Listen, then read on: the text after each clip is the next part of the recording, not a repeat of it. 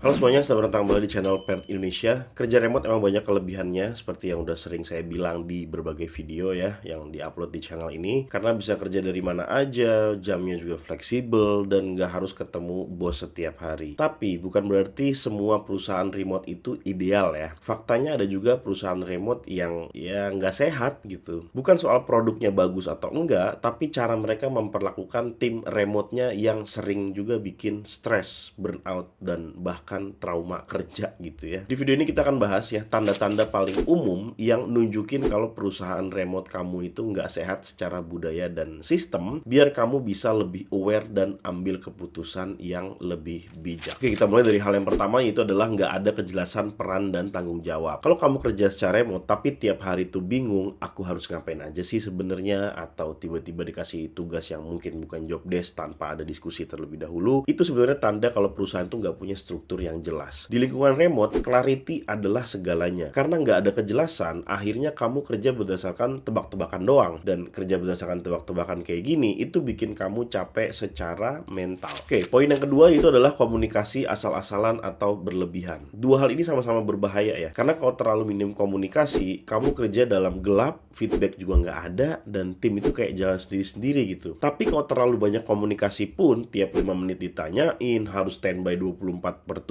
semua harus diupdate real time padahal beda zona waktu. Ini juga yang nggak bagus gitu. Perusahaan remote yang sehat itu paham ya kapan harus sync ya atau live call gitu langsung, dan kapan cukup async atau asinkronus ya, itu pakai Notion, email, atau ClickUp atau chat gitu ya. Kalau kamu ngerasa ini kayak kerja diburu-buruin terus gitu ya, atau malah kayak ditinggalin sendirian, itu udah nandain sinyal yang berbahaya. Yang ketiga, nggak ada feedback atau evaluasi secara rutin. Feedback itu bukan cuma soal benar atau salah, tapi juga soal bantu kamu untuk berkembang. Perusahaan remote yang sehat itu akan punya sistem evaluasi yang terjadwal, entah itu weekly review, monthly check-in, atau one-on-one dengan tim lead. Kalau kamu udah kerja berbulan-bulan, tapi nggak pernah diajak ngobrol soal perkembangan atau goals kamu, atau feedback cuma datang pas lagi ada masalah doang, itu berarti kamu cuma dianggap sebagai seorang yang doer aja, bukan sebagai team member ya. Doer di sini maksudnya cuma yang ngejalanin doang gitu ya, nggak dianggap sebagai sebuah members of the team gitu. Oke, yang keempat, deadline nggak manusiawi dan nggak ada ruang napas.